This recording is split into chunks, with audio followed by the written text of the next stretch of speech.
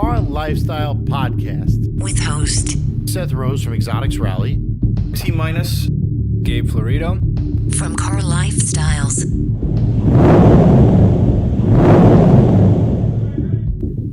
Welcome back to the Car Lifestyle Podcast with my co-host T-minus up in this bitch.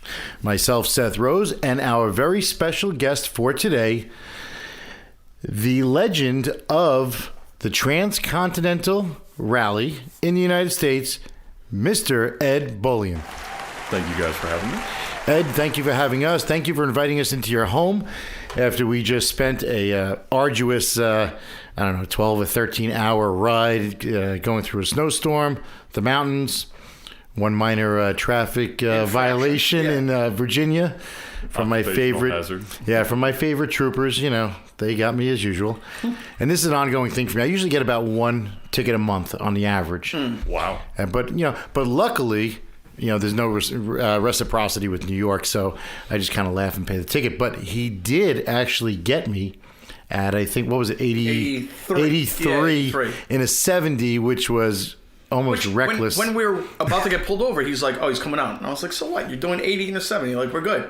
So he was like, I don't think we're good. And I was like, dude, it's 10 over. Like that. This is the normal leniency. The magical grace period. Right. Yeah. So we get pulled over, whatever, and the guy comes up and he's like, listen, 81 is reckless driving. I was shocked. Were like, what? Like, I was almost embarrassed to get a ticket for that little. Absolutely. See, now here in Georgia, anything that's 14 over or less, doesn't matter at all. No points, no insurance repercussions. So really? What? Whenever you get pulled over, particularly in an exotic car, the first thing you do is offer to let the cop drive. Because that immediately lightens the mood, and they're like, man. "Oh, I can't. I've got the belt and the gun." And well, I'll hold your gun. Just get in. But then sometimes you can convince them to come back later, and when they're off duty, and then they'll let you go as fast as you want and have a whole blast of time. But that's I'm moving to Georgia. Let's move, bro. Exactly. I'm moving to Georgia. That's it. But we are here in the heart of Georgia, right near Atlanta. And we called up Ed and invited him to join us on our podcast to discuss a bit of a, not so much a controversial issue, but to discuss his adventure and his, I should say, his preparations and his plight in attempting and successfully recording the fastest coast-to-coast time from Manhattan to Redondo Beach, California. And decimating. Yes. Yeah. Not just like beating it by like 9 minutes, but like Colin McRae. I believe it was just about 2 hours and 14 minutes. Yeah. That which is quite a feat. So why don't we get started with first? Why don't you tell us a little about yourself and your background and your involvement in the automotive world and where you started. Sure. I grew up here in Atlanta and really wasn't much of a car enthusiast until I could start driving them. And went around to all the local car dealerships and conned my way into test drives and just about everything when I was 17, 18 years old. Went off to college at Georgia Tech and kind of had the dream of starting an exotic car rental company. At the time, there were a couple doing fairly well in New York and Miami and LA, but there was no presence here in Georgia. So started that as a sophomore in college in 2006 and grew that a bit. So let me ask you this. What was your first car that you owned yourself? The first car that I owned myself was actually an Audi S4. That's what I used for my first New York to LA drive on a rally back in 2004. Sold that as a down payment on a Lamborghini Gallardo in 06. And didn't have enough left over to make the first payment, so the plan all along was a rental company. So you were balling on a budget from day one. Absolutely. Gotta fake it till you make it, baby. Which was my business. I helped people fake it. Fake it, right? Sure. Rentals. So, doing Live it the myself, dream. living by example. And so spreading that magic, did that, grew the company a bit, got a few more cars over the years, and got to know the local exotic car stores and kept getting asked, Ed, come sell Ferraris, Lamborghinis, whatever the case may be. And thought that sounded really, really terrible because I knew how I had treated car salesmen for so many years. Sure. And but in a moment of weakness, I decided to give it a shot. And that was about 5 years ago. So I'm the Lamborghini sales director at Motor Cars of Georgia. We're Lamborghini, McLaren, Aston Martin, and Lotus. So what happened to the rental company? I sold it off. I sold essentially the business, the customer base, to a company in Florida and just piecemeal sold the inventory off on consignment through the dealership. Right. And what kind of cars do you currently drive? Right now, I've got the CL that we use for the record. Oh, so you still have that car? I do, yes. You do? Is that like a? Because I didn't notice it. So is it like hidden? It's at the store. Okay. I've run out of garage space, and until they agree to my permit to add another 4-car garage, I've got to leave them all. Wait, so you mean the police couldn't keep it? If they were given the opportunity, I feel like they might have taken me up on that. But I've got it. I've got a Range Rover for my wife. I've got a Murcielago LP640 that I usually daily drive, but in Atlanta the traffic and when school is in is so bad, I bought a V10 M5 to drive back and forth. Yeah, because that's such a good gas saver. Yes, very, very capable and very economical. Yeah. And although I don't have really any cars that get much better than 10 miles a gallon, the M5 has proven almost insufferable only because of the small tank. I don't care how much what the fuel economy is. Right. I just hate having to That's go to also the gas gas station. is like every $1. Yeah. Back by us when it's $4 a gallon. Right. But the truth of the matter is, you don't buy any performance car for the gas mileage. So that is correct. I would like it to go more than 120 miles, though. That would be helpful. I mean, I find, I've owned several, exotic cars, and I still do. And people always ask me, so how many miles to the gallon do you get? Like, I really give a fuck. Yeah, honestly. If I'm driving a Lamborghini, you think I'm really worried about how many miles to the gallon? Unless I'm attempting to break your record. The Prius people? Yeah.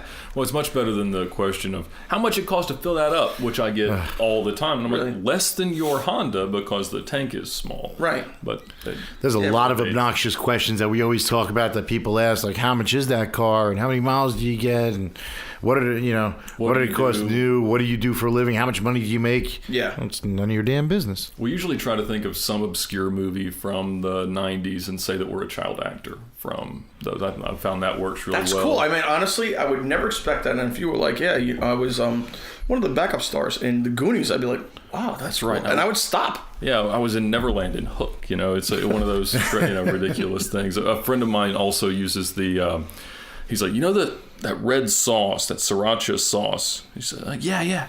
Those green caps on the top of it. That's me. And it sells it every time. That's great. Well, I mean, hey, look, somebody has invented everything, right? I mean, it's just amazing what's out there these days. So, getting back to your background, so now you're currently the GM of a Lamborghini dealership? Sales director. Sales director, yep. Lamborghini dealership. So, all day long, you're dealing with exotic cars, exotic car owners, all sorts of walks of life. And, the reason why we wanted to interview you is to get your, the whole spectrum on this Transcontinental run. So, how long ago did you decide that you were going to attempt to break the record, and what propelled you to want to do that? Was it because you wanted to beat a current record, or you were just mesmerized by Cannonball Run or Brock Yates or something like that? What was the propulsion for you?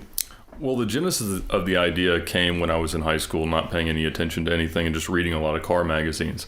And I got so many ideas of, this car goes 0 to 60 the fastest or around a track the fastest. And what really compelled me was, what car could I actually drive on a road the fastest? And so I came home one day and I was talking to my father and I said, they should just line all these cars up and race them across the country. And he says, well, they've been doing that for 40 years. It's called Cannonball. And so watch the movies, read the books, and hear about everything, and I'm just enthralled. And so as a senior project in high school, when I'm 18 years old, I do a research project on automotive journalism and where Cannonball came from, and I did an interview with Brock Yates. Cool. And I told him, I said, I'm just fascinated with the idea. I think it's such a pure expression of what a car guy is. It's that holy grail of road trips. And so one day I want to break your records.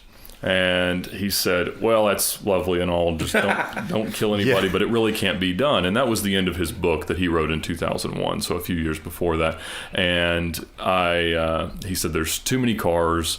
Even though the infrastructure's better, the road quality's better, you really just can't do it, he says. And there's a lot of validity there. I mean, there's twice as many people in the United States as there were in 1979 and twice as many cars on the road. Yeah, I would say even more than twice as many cars. And on top of that, you have so many other factors built in. So many irresponsible drivers and so many variables. Exactly. That's what people say is, well, people on the Autobahn drive so much faster than we do. And, anyone who knows anything about speeding knows that there's nothing comparable about how you drive in Europe versus how you drive in America. Yeah, not even remotely. Right. Right.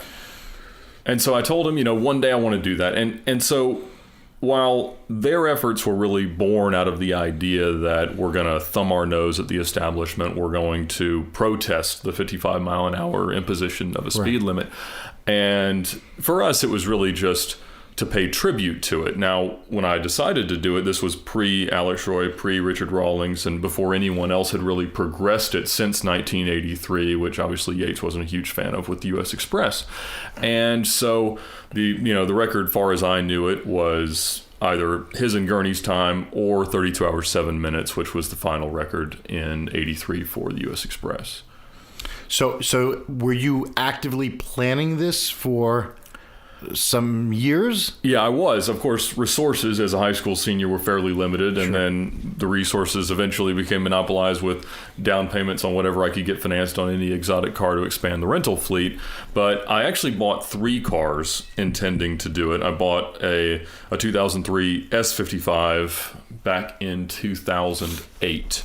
That was the first car that I was going to do with it. Okay. And somebody made an illegal turn, crashed that when it got totaled. So I bought another 03 S55, and this was right around in 09 when I started to work at the dealership. And what was the reason behind choosing the S55? The idea of just a 55 AMG car in general was a lot of power, forced induction for fuel economy, a big fuel tank stock, an adaptive suspension to handle the 400 pounds of fuel, and just generally being kind of an under-the-radar Q car. Okay. And so that, as I got more involved with the dealership, was spending 60, 70 hours a week there, it just became impractical to take a week off and really monopolize my own resources towards that project. So that kind of fell away until 2012. My wife was pressuring me to have kids, and among other reasons that I didn't want to. One was I still wanted to break this record, and in some ways that seemed irresponsible. But after the fact, it could be construed as that, as I've been told.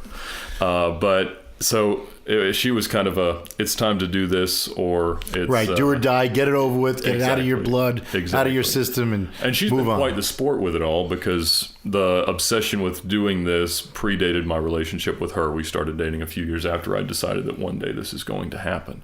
So did you have like a huge boardroom with like maps and this and that? Or was it like this big, game plan? Or I'd love to think that there was this big idea wall somewhere, and there were some, jot list all over the warehouse where I used to keep the rental cars, but it was really just spreadsheets and navigational ideas, and quite fortunately we had Richard Rawlings and Alex Roy both significantly progress the record and document it fairly well. Obviously Alex a little more than Richard, but the chance to read his book and see how he had done it, and our strategies were very similar. Yeah, I noticed that, yeah. Both before I knew what he was doing and afterwards. I mean, the shopping list of cars and gadgets and ideas and general, ways we were going to do it were quite similar. I mean, and just for the record, Alex endorses your record as being, in his opinion, valid. Well, I appreciate him now saying that.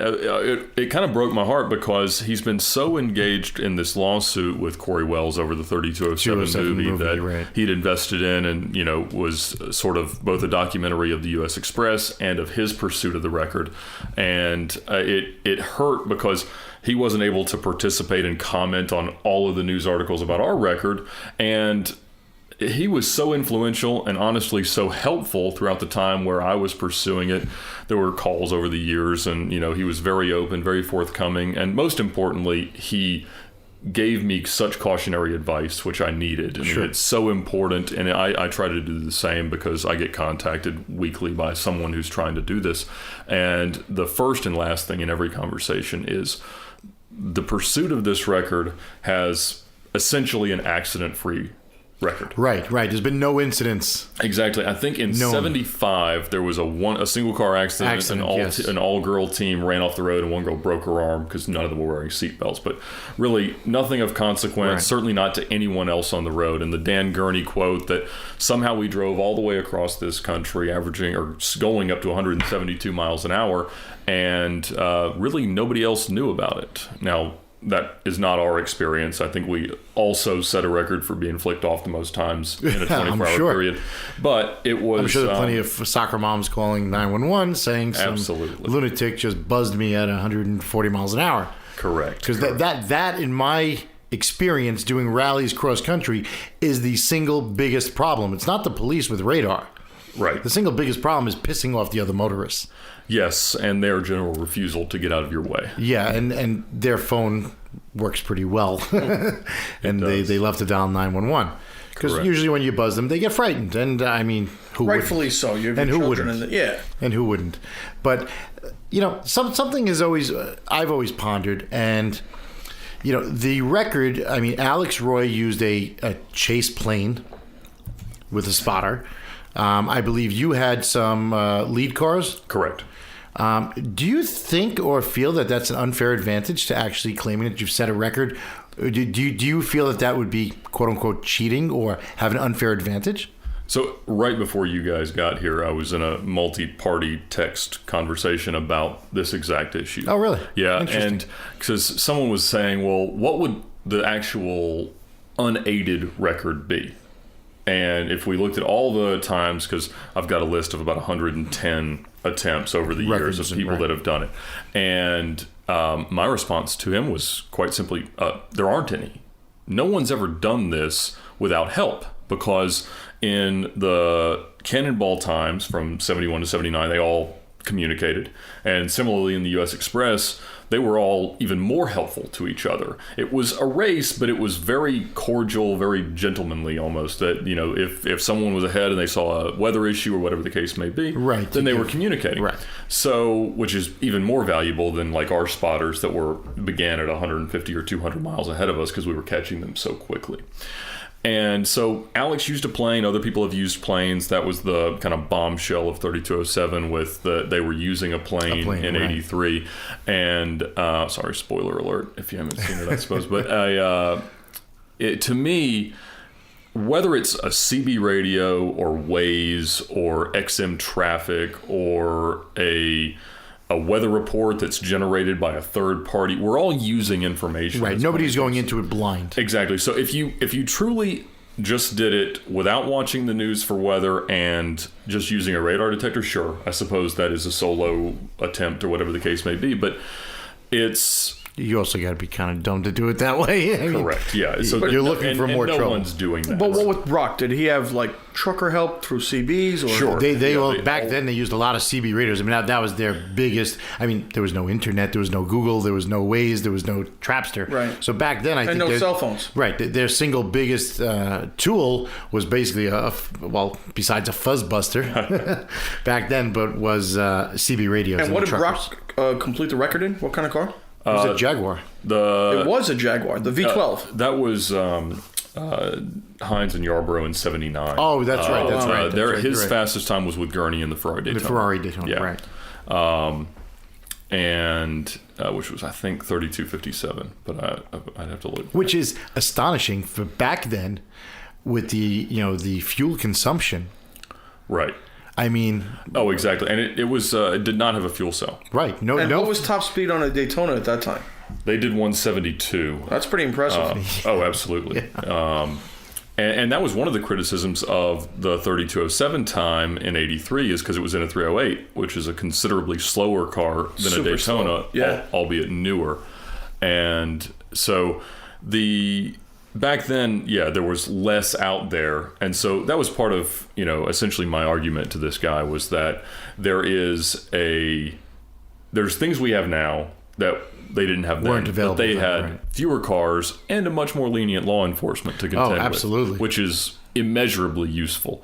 The balls that you could have to go out and do this in the 70s or early 80s pale in comparison to the penalties that we could incur doing it now. I mean, and the technology alone with the law enforcement, I mean, the technology has come kind of balances out, right? I mean, we got technology and they had, less cops and less traffic. Wide open roads. And really not capable police cars either. Exactly, yes. That always helps. Of course, we have no chase laws, but we don't have people who like to abide. Well, I've been chased. Yeah, exactly. Oregon doesn't like me. Anyway, so you had how many people with you in your car? So I had a co-driver, Dave Black, and then we had a support passenger, Dan Wang, who was a friend of mine from college, and he rode in the back, and which was really, really necessary. Alex and I talked about this at length, just that having a third person in the car really is necessary to make it And what's safe. their major function? Is it just to assist? Is it web activity? Is it binoculars looking out? So it kind of manifests in different ways. So for us, it was really interpreting things that would cause us to modify navigational instructions. It's taking in all the data from Waze, from Trapster, rest in peace Trapster, and everything else that is kind of available to us now. Our CB and scanner were not functioning all that well, but I've always had that problem myself doing rallies. Scanners, they suck. I don't know why. They make them so difficult to program. Right. It drove me nuts. I had an ICOM 2-channel. It was just nuts. Right. That iPhone app works pretty good. Yes, much better. Yes, and the one of my customers wrote that. It's been quite successful for him. Awesome. Not as successful as I'm sure he consulted you. Oh yeah. His latest one. Well, that's been shut down. Oh, wait. I know the customer. Yeah. Yes. I forget his first name. He's had multiple cars he bought from you. Absolutely. He had a Ford GT. He had a Gallardo Superleggera, which he had twin turboed, which was a disaster. Correct. Yes. Super nice guy. Aki. Yep. Aki, right? Yep. Yes. And so he rode in the back, and the most valuable thing that he could do is he was a absolute savant at identifying cars using non-stabilized binoculars. And Which is not easy. No, and I mean, I consider myself to be pretty good at telling what sort of car I'm about to pass, but before I could tell what sort of car it was, he's reading the license plate and telling me it's civilian from another state. And so, you're out west and you see a clean white Tahoe, you can pretty well rest assured it's a cop, and hopefully not a Indian reservation cop. And but he was disqualifying them and blast on by. Why hopefully not? Oh, the penalties there. They can do whatever they wish. They'll bring you in front of the chief and smoke you out in a teepee. It happened to me down in Florida. It happened to me in Florida. I was arrested and I was held on bail. They wanted me to do community service on the reservation. It was a big mess. It was crazy. What were you gonna do? Clean the casino? It was like the guy was like Tonto with with ponytails, and he was driving a Ford Contour actually, as a police card. This was on never a good place to be apprehended. This was on the Tamiami Trail when I was on the way in Florida. Yeah. It was absolutely terrible experience, but I got through that one. I get down with the Indians. I'm not worried. So that's how you chose your co-pilots, and they were both very instrumental. Now, who did the majority of the driving? I did about 60% of it, just over half. As I'm sure you can relate, when you're trying to plan something like this that is really a passion project of a single person, it's very easy to get people who are excited to talk about it, but it's very challenging to get someone who would ever want to materially participate. Oh, absolutely. Someone that's like, yeah, I'll go to jail, no problem. Right? Exactly. I'll write big checks for expensive electronics and install into somebody else's car. That sounds like a great idea. And so, throughout the essentially decade that I was planning this, I had different people who were excited at times to drive with me, to help me with the project, to fund at times, and pretty much all that fell by the wayside when it really came down to the moment of figuring out what this was going to be. So how long did it take you to... Now, the car you did in was a CL55. Correct, yeah. It was a 2003? It was an 04. Actually. 04. Yeah. Okay, and how long did it take you to prepare the car? It took about 8 months. So 8 months preparation, and that was between outfitting it, electronics, fuel Correct. cells, things of that nature. Yeah, just sourcing all the stuff, buying everything, building the stuff that you'd need. I had a guy who was developing a really, really impressive radar jammer that I was really excited to implement. But Laser or radar. And so I've actually got the control board right here. It's as in radio signals.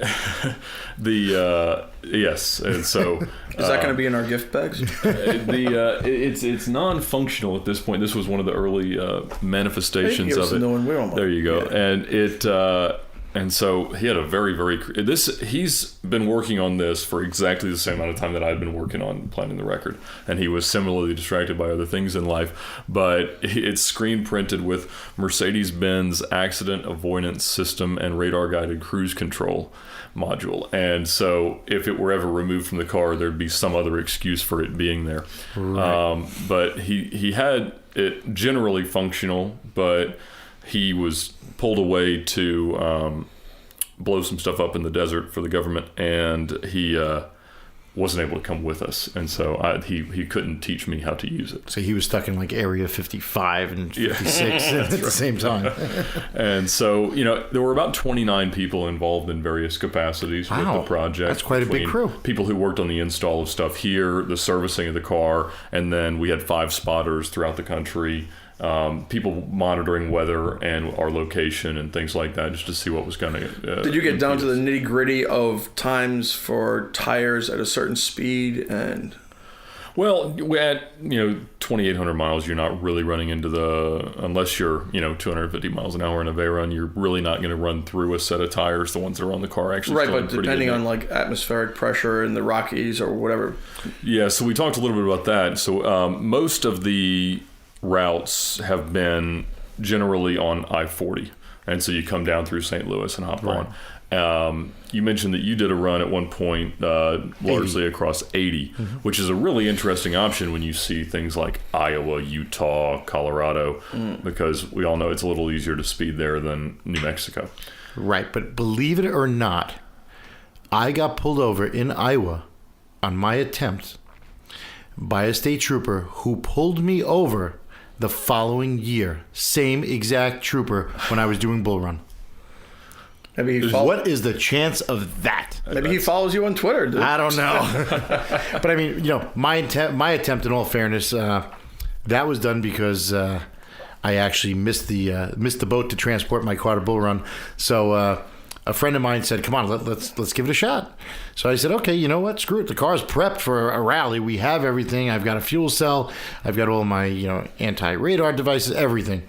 So we said, "We'll give it a shot," and we attempted it. And the only downside that I had, but I had my car decaled front to back. I was driving a Nissan GTR, which was about 800 horsepower. It was a rocket ship, horrible fuel economy, but a massive fuel cell. And we ran into a couple of little mishaps on the way, mechanical. We didn't really get a good shakedown on the car. And it just stuck out like a sore thumb. I mean, it was decaled up like the British flag, because our sponsor was Hudson Jeans. There you go. So as we're cruising along, we're hearing on the scanner, some lunatic with a car with like an American flag because they couldn't tell we were going so fast, just sped by and cut me off and did this and did that. So it didn't last very long, but we gave it a shot. And to be honest with you, if we had not gotten nailed in Iowa, we were on track to shatter the record. I mean, it could have been a 26-hour run. It's a big claim there, Seth Rose. It could have been. It is. You know who you're in the presence of. Yes, I know. Well, see, my concern when we finished, and you can ask either of my co-drivers, we pulled in, and I was just distraught because I was like, guys, we broke this by an absolutely preposterous amount of time. Landslide, I mean. And we're going to have a very hard time, even with all the layers of proof that we have that we did it, we're going to have a hard time convincing people that we did this. Absolutely. I mean, look at Alex Roy's efforts over the years, and I mean, you shattered the record. Right. And how many times did you attempt it? One time. Which I actually think is kind of part of why we did it. In particular, as everybody over the course of the 10 years kind of fell apart and didn't agree to come with me, Dave, my co-driver, agreed to go 2 days before I left for New York. And Dan agreed to ride with us about 18 hours before we left. And so he had no idea. He hadn't read Alex's book. He barely knew anything about Cannonball. The only thing he'd done is watch 3207. And so he really didn't know what he was getting himself into. He had absolutely no idea. He was going along for a little joyride. Exactly. And so he was mistaken. he was slightly, And so when we looked back, we were like, we sort of just didn't know that we were going too fast, because the risks of the car breaking down or us coming across a speed trap were really at a point where it's a miracle that we didn't experience one of the slot machine variables that could have thrown us off. Plus, I always find my adrenaline is racing, and you kind of lose track of how fast you're going. Correct. You don't really pay attention to it, because as you're going 100 to 110 miles an hour for a consistent amount of time, it feels like you're doing 75, 80. Right.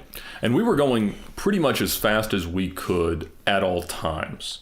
Now, if we had 800 horsepower, 300 more, the speeds we could have reached in the acceleration zone certainly could have been higher. Sure. But we weren't letting off for anything other than something that we had to get around or navigate around. You weren't just cruising along. You were in it to win it. Exactly. You were committed. Right. Yeah. And because we knew, even as we started to see that we were at moments where we're well on track to break the record, we knew that Rawlings was on track to break 30 hours until he got to the traffic in New Mexico.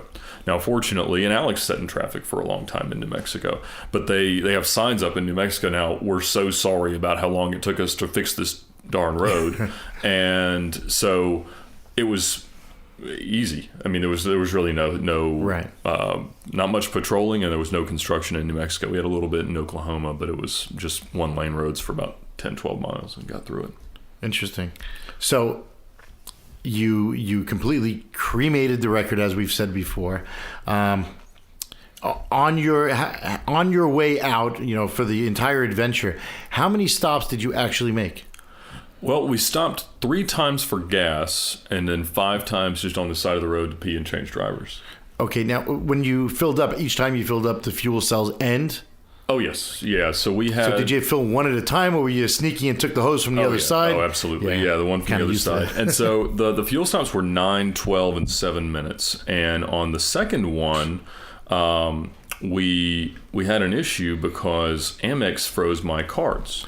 That happened to me. Yes. They couldn't believe that I made it from New York to Pennsylvania in a certain amount of time, and they shut my card down. And apparently their algorithms are even a little bit more advanced than that, because they told me that they looked at flight schedules and that there was no way that you could have flown there in that amount of time, because it wasn't like it was an hour later. It was about 8 hours later. Right. And but they just said you couldn't have gotten there. Thank you for fraud protection. Exactly. And I said, while I appreciate your efforts, I'm trying to break a record here, guys. That no fraudulent charges will occur on my card. So anything that gets on there, please do approve it between now. Maybe you should try it again with cash. If I was going to do it again, I would give them $300 in cash. Plus, it's always good to have cash or bail. It is, right? Yes, and we did, but it was one of those just failure of imaginations. We're just swiping cards and pulling hoses from the other side. Right, from the other side. We had the stock 23-gallon tank, and then 2 additional 22-gallon ones for a total of 67. And we averaged a little over 13 miles per gallon. That's not bad at all. No, it really wasn't. What were you getting in the GTR? About 11. Yeah. So, and how big was your fuel cell? My fuel cell in that car was a 38.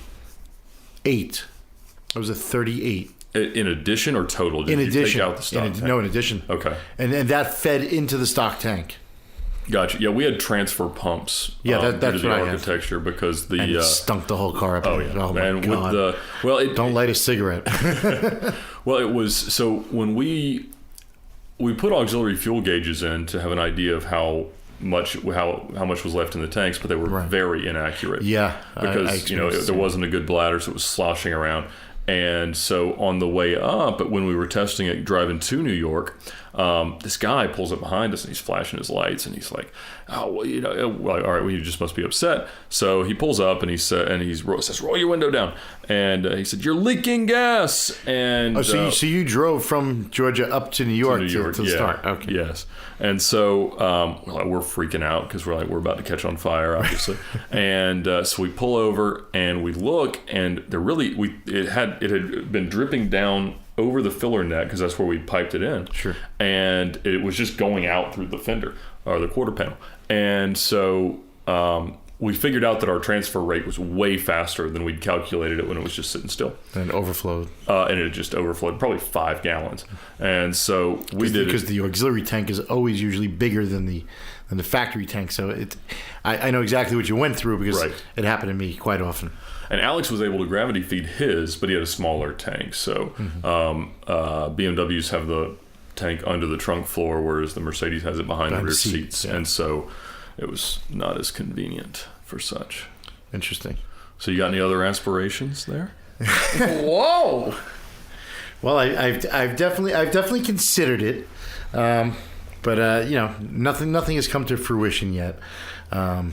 It takes time. It takes time. It takes planning. There's a lot of different variables. Personally, I would probably do it blind. Minimal electronics? No, I'm saying without chase cars or chase planes or anything like that.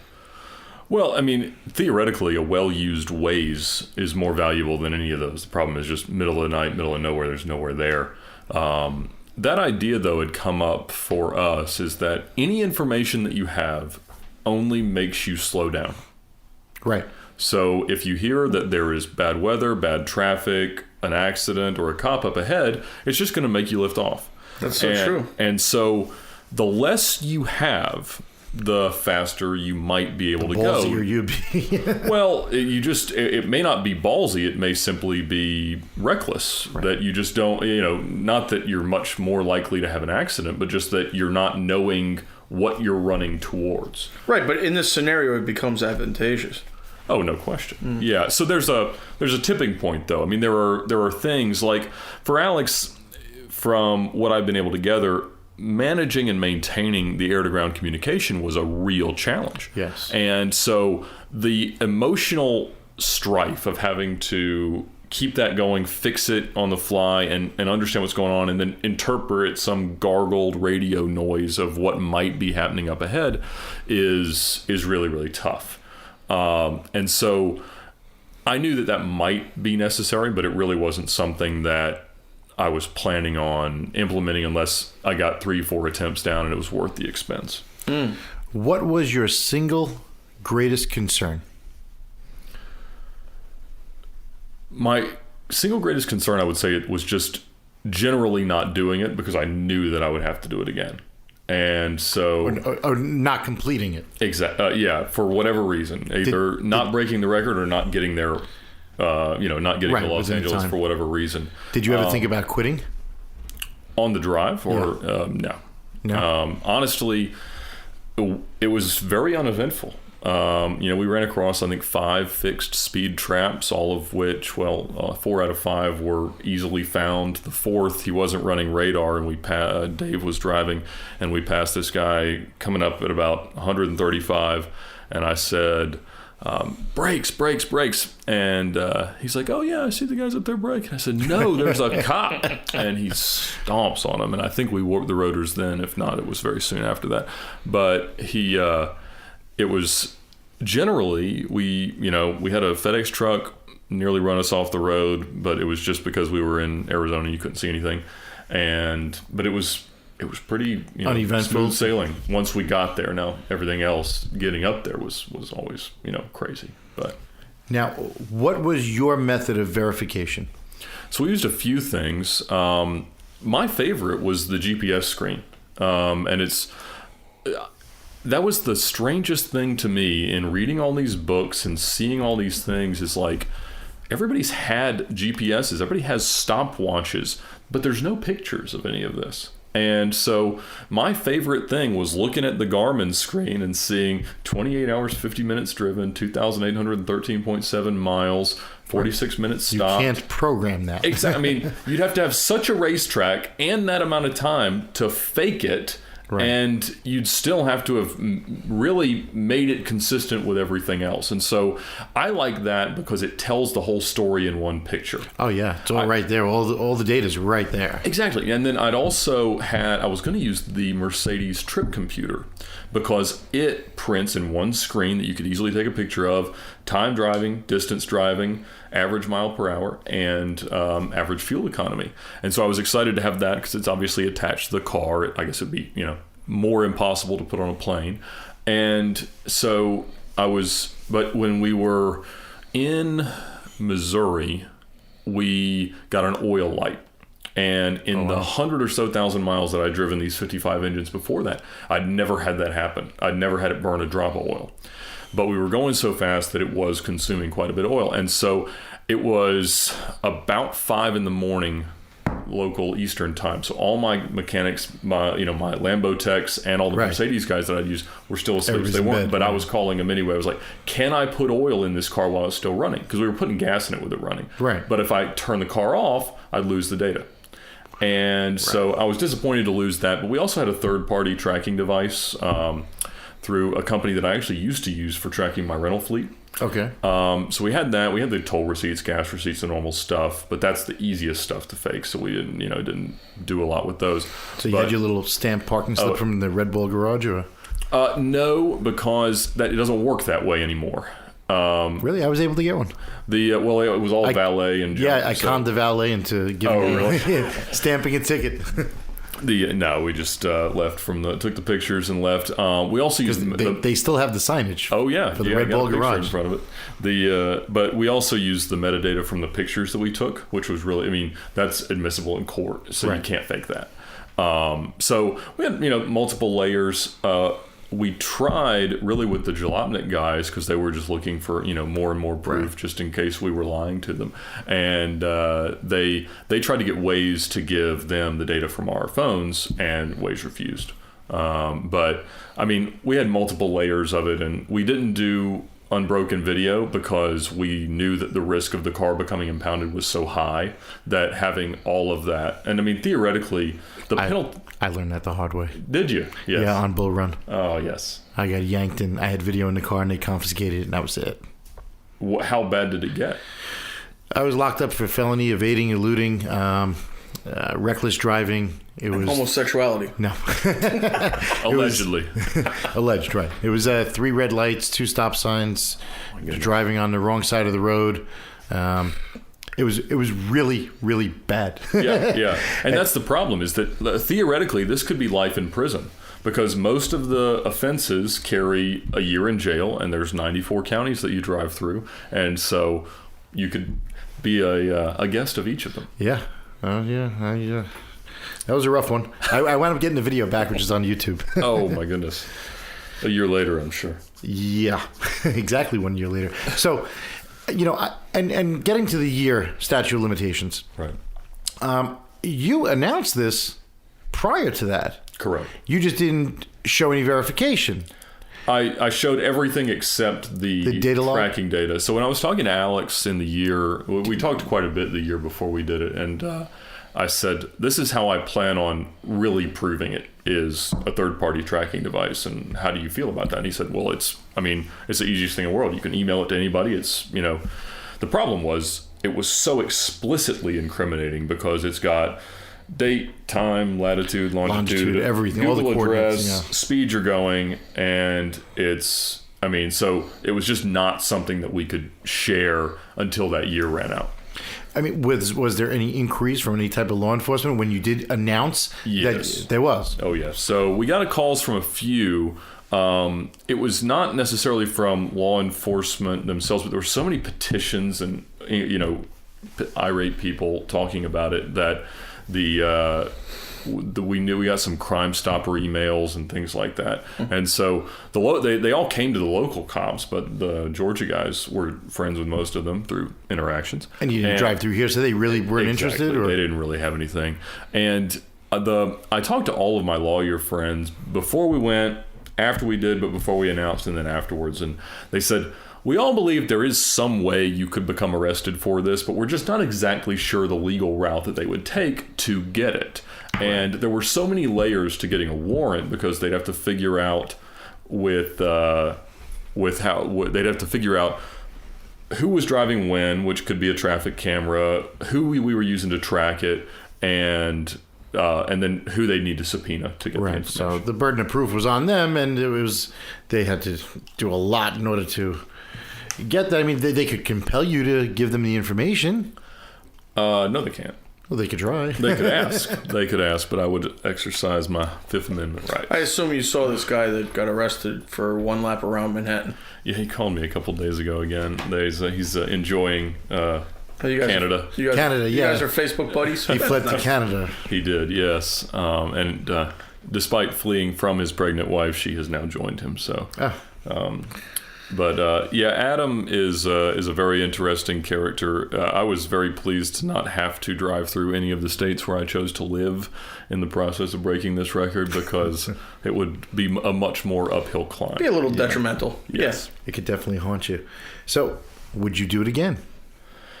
I think about that just about every day, but I am the only person that I have ever met that finished this without thinking I could do it faster.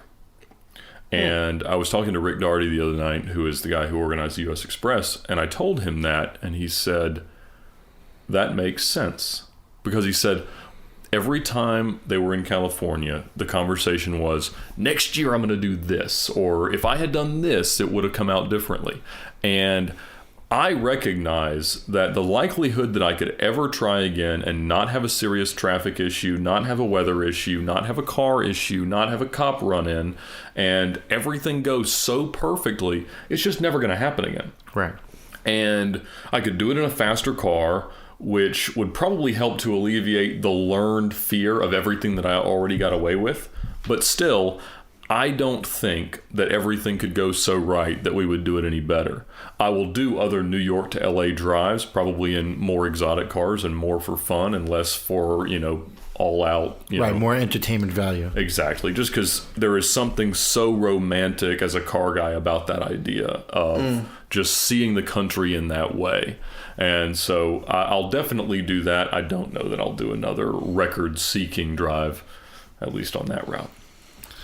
I mean, there's really no other records that people are looking to topple. I mean, that's always been the longest running record. It certainly is the one that's gotten the most pursuit. We've talked about, Anchorage to Santiago, or London to Cape Town, or Peking to Paris, stuff like that. But this one just, it resonates so well, and that was really it. It wasn't about it has history. It has provenance to it. There's guys that they're still around, like Brock Yates, and he can tell a story, which will It's got character, and it's America, right? And so when I've written the book, and at some point I'll actually edit it and release it. But the real message of it is really to my son, and to say, if you could find something that could be such an obsession that you find yourself taking risks and making sacrifices over the years to really use it to define yourself and let it portray so many interesting things about you and so many things that you're passionate about, then you'll find yourself just to feel like the luckiest man on earth. And that was the sensation. It wasn't that I got away with it. It was the catharsis of actually completing it, of having this goal, seeing it to fruition. And that's what I love about it.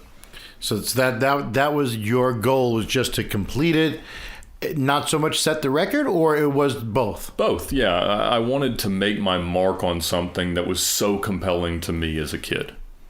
Interesting. So, I mean, you still have the car. I do. Is it still outfitted? It is still outfitted. It's a little bit under the weather at the moment, and it's quite the challenge to decide to spend all the money to fix it back up, because its power steering pump is about to explode. The suspension pump is quite tired. Exactly. Yeah. You can't let it rock. Oh yeah. So I drive it once every couple of weeks just to keep everything rolling through it, but it needs about 10 more grand which is more than the car would be worth. Yeah, but that's your legacy, that car. Oh, exactly. Yeah. Now, are all these problems due to the... Oh, yeah, absolutely, because it was perfect. So we did... It took quite a bit of abuse. Yeah, it is quite a bit of abuse. I mean, it had a lot of miles on it when we did it, but we went through everything, replaced every pump, every filter, all the suspension, brakes, tires, everything. And it was like... I think at retail money it was about 18 grand worth of service on a car. Wow. It was worth 10, but fortunately they gave me a good labor rate. But it was, the car ran great. We were all even more amazed at how well it performed. Right, no crazy check engine lights, no computer shutdowns. Well, the check engine light, obviously, because for of fuel evap cell. sensor, Yeah, exactly. And, the airbag light because of drilling all the holes in the dash, and the oil light, obviously. So that's testimony to Mercedes-Benz? Absolutely. And yes. it was not delimited or anything like that. It was still the stock ECU, wasn't. I believe. Yeah, because delimiting it with all the added weight and everything else seemed unnecessary. And if you look at it, we spent a ton of time over 120, but very little above 150. And so I think it was less than 10 minutes above 150. So what was your actual average? The average was 97.6 overall, and we were stopped for 46 minutes total. So you back that out, and it was 100.3. That's about... Wow, that's a lot more than Alex. Yeah, Alex was like 91, which is like a 93 moving average. And Richard? 89. Oh. Yeah, and Richards was probably the least documented one from what I understand. Correct, and it was a little bit more whimsical in inspiration. So it was on a bet. Yes, it was on a bet from Bull Run that I believe was starting in Montreal, and it was a challenge. And I'm not sure if that's much more accurate or true to reality than his television program, but I believe that is actually what happened. And so he did it, but he has really nothing. But I believe he did it. He's got a tattoo on his forearm. Well, that's got to mean something. That's got to. Right? At least he's committed in that. Is it regard. a tramp stamp? You could call it that if you wanted to, but he did it in a Ferrari F550 Maranello, yeah. And he did have a fuel cell, I believe. He did, yeah. Had a fuel cell. He had an old 1980s radar jammer too, which is one of cool. one of the original Scorpion. Yeah, and so that's awesome. I mean, there is always something just unendingly cool about doing it in a Ferrari. And I'm a Lambo guy, but I've owned 4 Ferraris, and there is something, especially with the Yates and Gurney tie-in, that's just quintessential. What was the name of that? What was it? Escape from Berlin? What was the name of that video? That it was a Ferrari and the guy would berserk. Like a viral internet video or an old? Yeah, video? but old. Oh, Rendezvous. Yes. Yeah, which is actually a Mercedes, but they dubbed in the Ferrari soundtrack. Really? Yes, Cloud I was just say that was a great sounding Mercedes. Yeah. But that was super cool. I mean, that's an inspiration to all of us, and certainly to Alex and Adam Tang in the lap of Manhattan. That's the. Why didn't you GoPro it? Just because if I got caught, I didn't want evidence. Okay, makes sense. Everything else was there was a barrier to get it. So, it's such an intriguing story, and all the different variables involved in the preparation, and it's definitely it's a great story. So you said that you wrote a book at this point? Yeah, I wrote it. There's a production company out of DC that's working on a movie concept.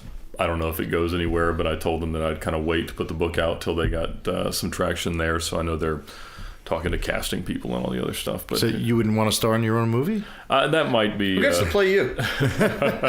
At this point, I think I've gotten everything that I wanted out of it. The first time Adam Afroduck called me, he was like, "Well, how are you going to make money with this?" And it's not about that. Right? You didn't do it you're not trying to monetize off of it. This is strictly a personal goal. Exactly. And evidently you accomplished that. What would be any advice that you would give someone who is interested in possibly trying to break the record or just accomplish it? Sure. I mean, the thing that I always encourage is that there's nothing more fun as a car guy than doing a New York to LA drive, whether or not you go to the lengths of preparation to contend to do it extremely fast. I mean, beat the 42-hour Google Maps time of averaging the speed limit, and you've done something cool. But the first rule is always just be safe. And the second is just be sure to pay tribute to the history. It's not about today, this moment, you. It's not about me. It's not about Alex. It's not about just Brock Yates. It's about how this idea has compelled American automotive culture for so long. And to me, that's the coolest thing. Just all the people that you get to meet. And there's always the petty, should have started at the Red Ball, started, at the Classic Car Club, or everything that Alex and Richard have gone back and forth with. But right, but it's subsequently developed developed American culture. Exactly. Yeah, and it means so much to so many people, and I get calls from, the Old Cannonball guys, and they're like, "This is so cool," and I mean, they have the best stories ever. Huge news in the automotive world. Right. And, it's certainly not without naysayers. There's plenty of people who think that it's dangerous. And that's the first thing that I tell people is that, look, you have to do this safely. Listen, crossing the street in New York City is dangerous. Exactly. Yeah. And perhaps we could sell the argument that speeding is less dangerous and less of a menace to society than texting or driving drunk or driving tired or whatever the case may be. But we never win that argument. We have to make sure that we at least minimize the risk of negative consequences. Certainly. And so the advice that I give is make it fun, make it your own, pick a car that compels you, and prepare in a way that isn't exactly what someone else has done. And so I'll hear people that want to build a police car looking Hellcat or, do it in an Aventador or whatever the case may be. But, whatever makes you happy, do that. And it's a really, really cool club to be a part of. That's a great humility you have. Yeah. I'm actually having 4 guys over here for dinner next week, or actually Friday night, that are all planning to try at some point in the future.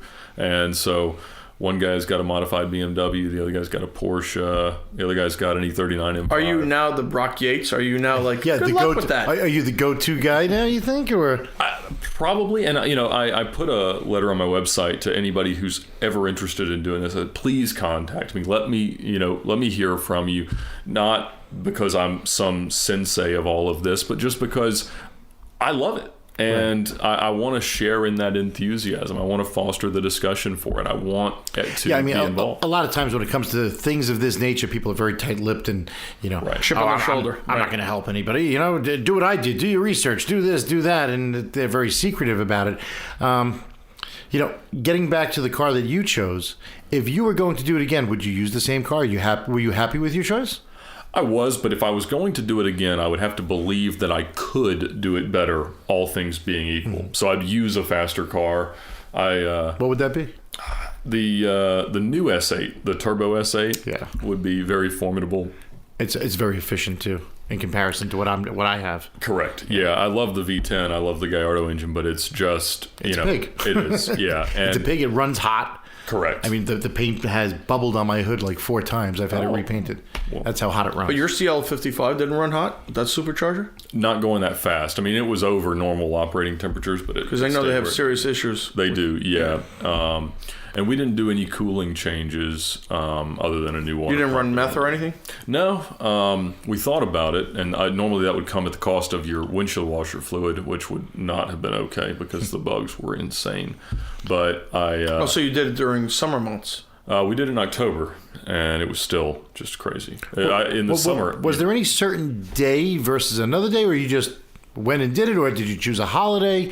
Did you leave at night, in the morning? If you don't want to divulge it, you don't have to. No, it's fine. No, the tradition's always been to do it on Columbus Day weekend. That's when Alex did it. Most of the U.S. Expresses were on Columbus Day weekend. The thought being that there aren't as many truckers, that they for some reason stay home that long weekend. I had originally planned to do it around October, but in the car business, it couldn't be the last weekend of the month, and so I decided that we would, if we were ready, do it on Columbus Day weekend. It ended up being the weekend after that, because I thought that people do drive more on holiday weekends inevitably. Sure, you got a lot of families out there traveling. Exactly. I never loved that logic. But you don't want it to be too hot, and so doing it in July or something like that is really, really, tough on the car. Yeah, I mean, mine was just a feeble attempt, just because I had to get out there anyway. Nothing better to do, right? Yeah, so absolutely. So screw it. Leave a couple of days early. Exactly. Pack some bail money and hammer down.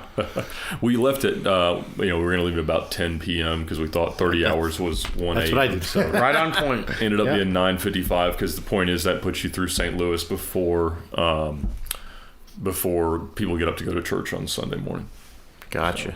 So, Interesting. Did you hit any bad weather?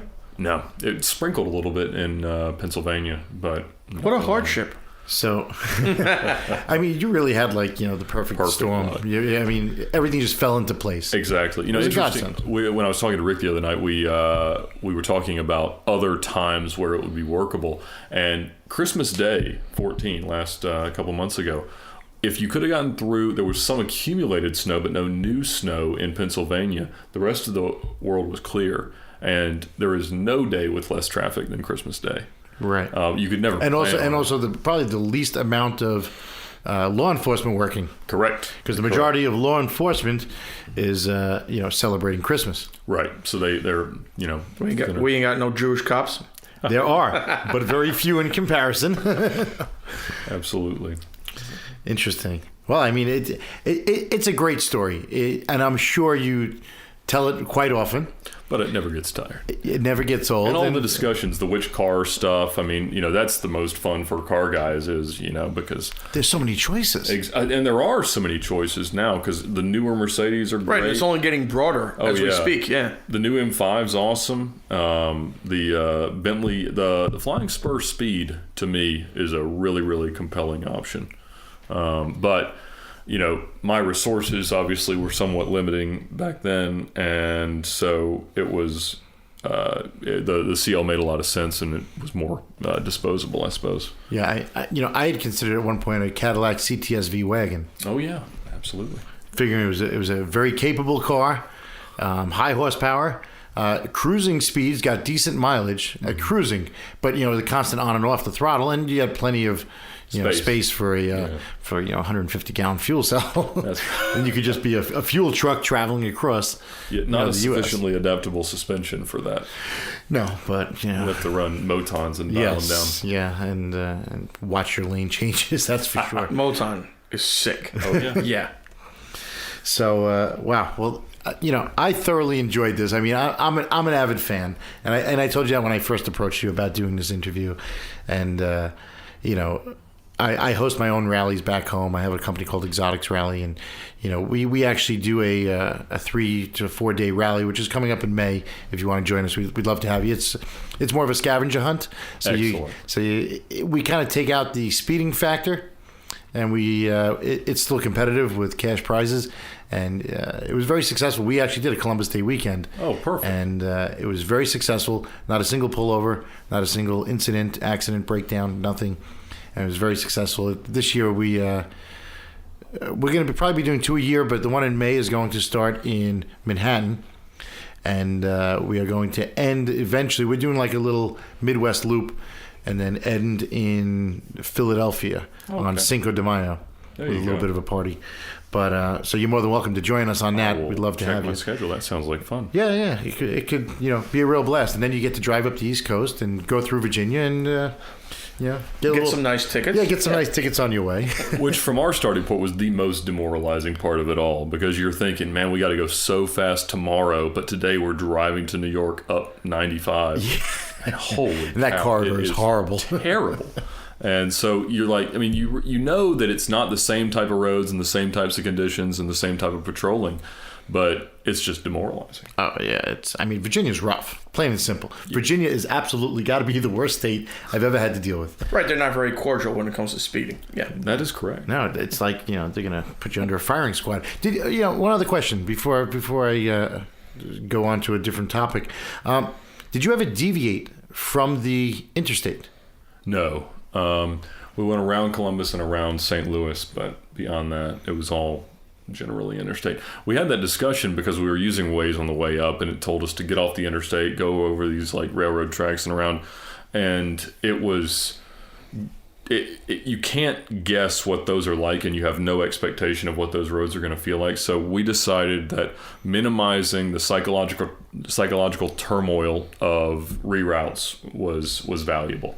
So we stayed pretty much all highway. Okay, one more question. Yes. What was the single most... What was the hardest factor that you had to overcome? Was it hunger? Was it having to use the restroom? Yeah. Was it sleep deprivation? Was it, were you hallucinating ever by staring at the road so much and being so focused with adrenaline? Well, when you drive that directly west, you will watch the sun go down, and it will be longer because of how fast and how straight you're going. And so coming down from Flagstaff, I mean, we were staring directly in the sun. And that, just for our audience, is Arizona? Yes. And so I was driving, and that was our slowest leg. I think it was like 95 miles an hour. That was as slow as we got, but it was terrible. That's where the truck, merged right on top of us, and he would have over any car that was in that lane. It didn't matter that we were going 130 miles an hour, but it was that on purpose, do you think? I don't believe so. No, because he couldn't see anything either. Right, so he was just changing. Exactly, and so he just happened to fall into his two wheels off and back on, and woke Dan up, but it was fairly undramatic. But yeah, that was definitely the hardest part. But fundamentally, the hardest part was being in New York with a capable co-driver, somebody else in a prepared car, ready to go on a week that wasn't going to be a nightmare. Right. And so once we got there, the rest was kind of just, down the Hot Wheels track. Awesome.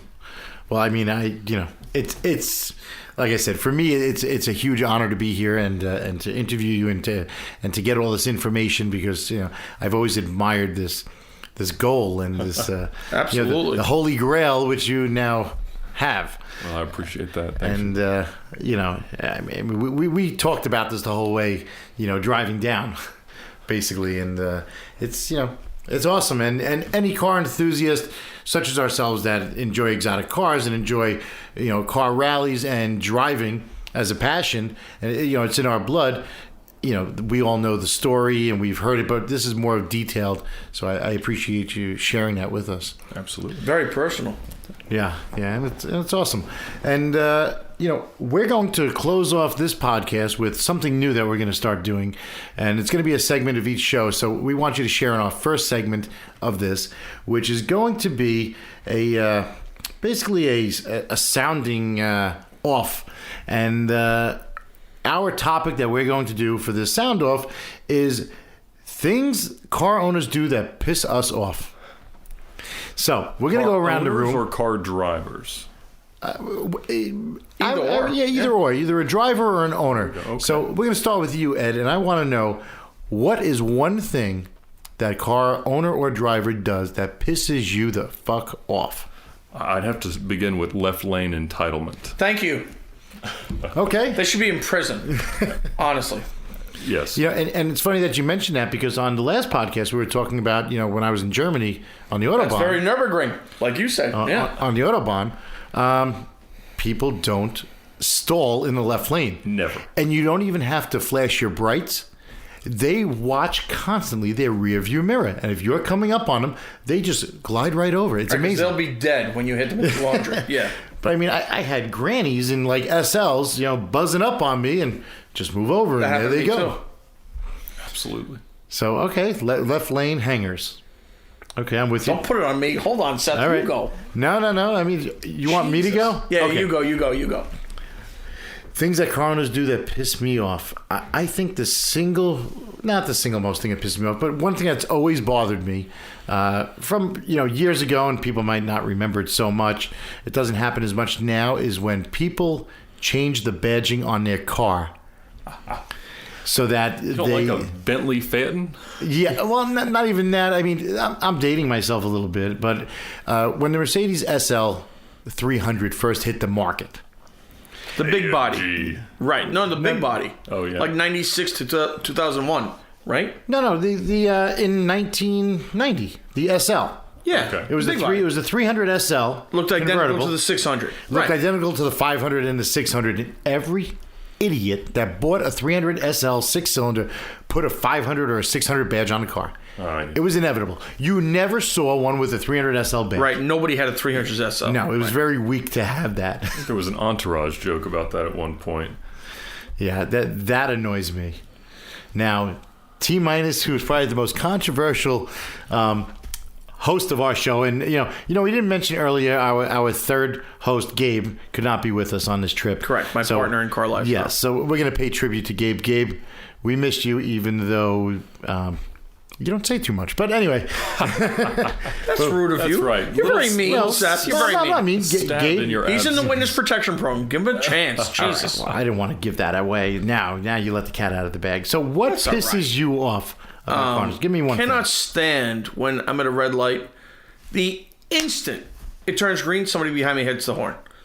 I just throw it in park. Oh, it's a Yeah, well, courtesy. Because Say, honestly, fuck you. we knew you were texting, and we just wanted to make sure you were aware. It's like But I'm talking about like the I- nanosecond. I think that might happen more in New York than anywhere else. I mean, New yeah, Yorkers that's what are it is. very impatient. yeah, I can imagine. Right, I'm in a rush to go nowhere. That's right. Yeah. I've got to get to that next stoplight so I can wait there as fast as I possibly. Absolutely, because I'm in an urgency, because I have someplace to go. I don't know what you're doing on the road. Yeah. Right. So we can text and drive here. I mean, well, it's not really forced. I mean, you're not supposed to, but No. you can absolutely do it at a stoplight. Dude, this is like driver's habit. Yeah. Well, it's not, because literally you'll sit at a light and watch cycles go through and nobody moves because they're all texting on their phones. Really? Every That's day. crazy. Every single day. Oh, you got to get the police siren. Yeah, To give them some urgency. See, they're going to have to add a beep to the that on the lights when they turn green. Beep. Oh, time to stop. and A little forewarning. That's right. Yeah, one less hashtag. Go on. A little preparation. Yeah, there's been so much trouble in New York with texting and driving, and distractions, and I don't think a week goes by that you don't hear of accidents. I know so many people that have gotten tickets for it, and now they're really starting. Including myself. Now thankfully I've never, knock on wood, ever gotten one, and I have a clean license. But the truth is that it's not just texting while driving, because I wasn't texting. I was on my GPS. You cannot hold a phone. Oh, really? you can't operate all. Be anything. mounted. You cannot hold anything electronic. Right, you can't operate At all. any electronics in your car. You You can't even hold it, though. Right. Yeah. Right. No, you're not supposed to hold it. It's not supposed to be within your reach. And we keep hearing the news that now every time there's an accident, they're checking GPS record. They're checking your phone records. Data records. Okay. Big brother. Oh, wow. Yeah. So everybody's watching, and this is going to be a new phase of liability Right, so for it's lawsuits. like every Maybe there's technology that aluminum comes out, foil there's this helmet tremendous positive, and there's also a negative. Yeah. You know. No, absolutely. Yeah. So anyway, so that's what pisses us off this week. So let's wrap up this podcast. Again, I want to thank Ed Bolian for being with us today, actually for hosting us today. Tremendous pleasure. Yeah. Absolutely. Thank you. And Ed, why don't you tell people where they can find you on whether it's Facebook, Instagram, Twitter? Sure, it's all just Ed Bolian, Twitter, Instagram, Facebook. My website's edbolian.com, or just come buy a Lamborghini and you get to meet me and have Buy a a lot more car? fun. Yeah. Exactly. Comes with some other benefits. T minus. T- at, yeah. I've had too much Russian vodka. Thank you so much, Ed Bolian. He's drinking on the job, folks. He's drinking Yeah. on the job, and we also have I'm slacking. absolutely no sleep whatsoever. So Zero. And Yeah. I'm surprised this wasn't more of a mess this podcast. Honestly, it went pretty well. Because we're pretty punchy right now. we are, I'm yeah. on like 15-hour energy, we said, right? Yeah, that's it. Like 5-hour entry It times does- 3. It sums, yeah. Yeah. You can find me at T_NYC_CarLifestyle. You can find my corporate site at CarLifestyle, singular. And you can see me on Facebook and anything else you can. Instagram, Pornhub. Anyway, Yeah, browsers. Yeah. you go. Love porn. Jesus. Where would I be without porn, honestly? that's a whole nother segment for another show. We touched on it on the last podcast. Anyway, I'm Seth Rose. This is the Car Lifestyle Podcast. You can find me at Exotics Rally. That's EXOTICS Rally, RALLY, on Instagram and on Facebook and Twitter. Art of Rap, that's WRAPNY, Instagram, Twitter, Facebook. And you will find me on the podcast every 2 weeks. So make sure you subscribe to our podcast. It will automatically alert you every 2 weeks. And we look forward to bringing you many more interesting guests and special guests from the automotive community worldwide. And that is a wrap. Car Lifestyle.